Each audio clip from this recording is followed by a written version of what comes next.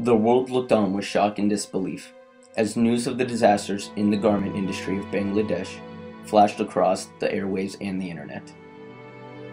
But as news of the loss of life in these recent calamities, a tragic fire and catastrophic building collapse, shocked and angered millions around the world as these horrific working conditions in which these workers are employed were exposed.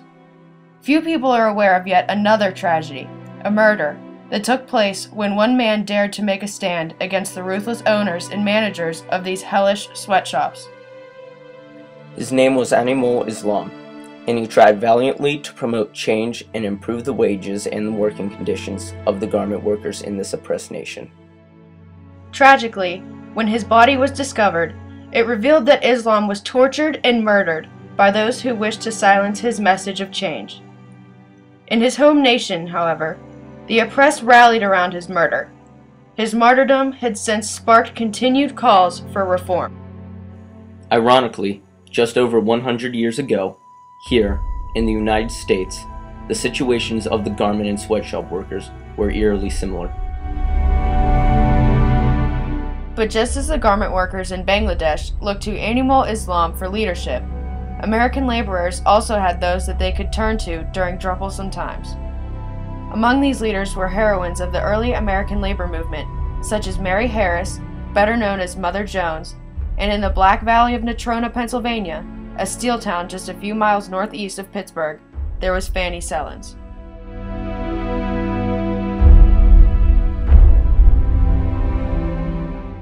Sellens, too, was a laborer in the garment industry.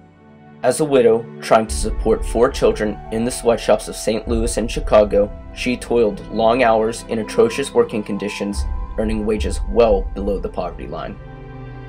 She took a leadership role in the United Garment Workers of America. In 1911, Sellens helped organize a major strike, which brought about significant changes, especially in terms of working conditions. Having quickly established a strong reputation as a leader and organizer within the Garment Workers Union, Sellens was hired by the United Mine Workers of America to build support in the previously non-union coalfields of West Virginia. Here she would have her first encounters with the notorious Coke and Coal Police, often referred to derogatorily as Cossacks by Eastern European immigrants. These pseudo-legal police forces seemed to serve only one purpose: to thwart union activity and organization. Not a good time to be on the streets at all. There were many different levels of law enforcement per se. The companies were allowed to hire their own, the towns were allowed to hire their own, and they would usually carry everything from clubs to guns to knives, and were freely allowed to use these at any time. That was the case in West Virginia, where Sellens became an immediate target of the owners of the mines. She was charged with inciting a riot and sentenced to prison by what most knew to be a corrupt judge. She would serve 6 months behind bars before being pardoned by President Woodrow Wilson. Sellens, however, immediately returned to the cause to focus her attention in aiding the families of the striking worker. She understood, said Dr. Carl Meyerhuber of Penn State University, that no labor household can sustain a strike unless they had the backing of women. In West Virginia, labor union, the United Mine Workers was considered an illegal organization because of an earlier court ruling called the Hitchman Coal Company case. The Hitchman Coal Company case also allowed yellow dog contracts, which meant that you could work for a coal company if you promised not to join the union. In 1917, Sellens found herself in New Kensington, Pennsylvania, across the Allegheny River from Natrona. As labor tensions began to grow in the coal and steel industry, and the potential for work stoppages grew more serious, Sellens took on the dual role of labor organizer and caregiver to those families suffering under the growing labor strife. The Allegheny Valley had earned the reputation Black Valley because of its management's militant anti-union sentiment towards unions. They would do anything they could with using violence to stop the steel workers and the miners from organizing.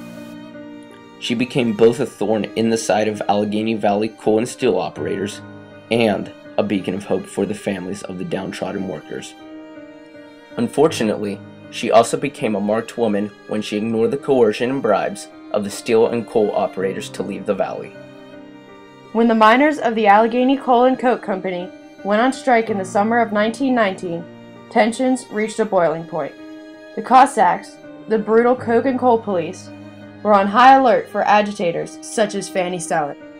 Numerous eyewitness accounts contradict the exact details of what happened next, but most remember the final moments of the life of Fanny Sellon as being filled with the same fearless and passionate attitude that made her the most important labor organizer in the infamous Black Valley. Accompanying a group of women and children, she intervened during the confrontation between mine guards and picketers who were being clubbed. She apparently went to the aid of a fallen picketer, Joseph Starzelski, who had been shot and was dying. The deputies of the Coke and Coal Police turned on Sellon and chased her into the yard of a local miner.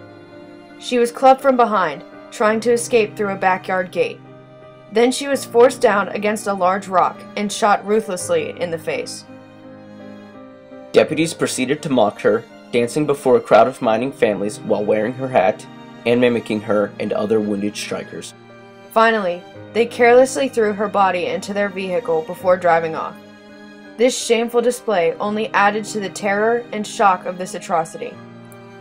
The coroner's report on her body read impersonally and tersely. I find 2 gunshot wounds of the head on the left side, a depressed fracture above the left eye, and a linear fracture above the right ear. Despite the brutality of the incident, it took a tremendous amount of effort from the Union to even bring the case to court. An inquiry that followed produced evidence against the deputies of the Coke and Coal Police, finally resulting in 10 men being formally charged. However, not a single person was found guilty. The court felt that Sellon had incited the incident, and was herself fully responsible for the tragic events that ended her life and the lives of others. There was a large lack of eyewitness reports, and those eyewitnesses that did report did not speak English as their primary language, and the court at the time refused to hire interpreters. Also, people were afraid.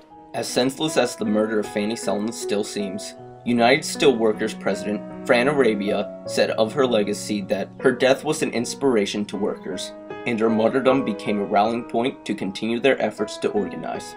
Although the strike she helped to organize ultimately failed, her efforts did help produce long-term consequences.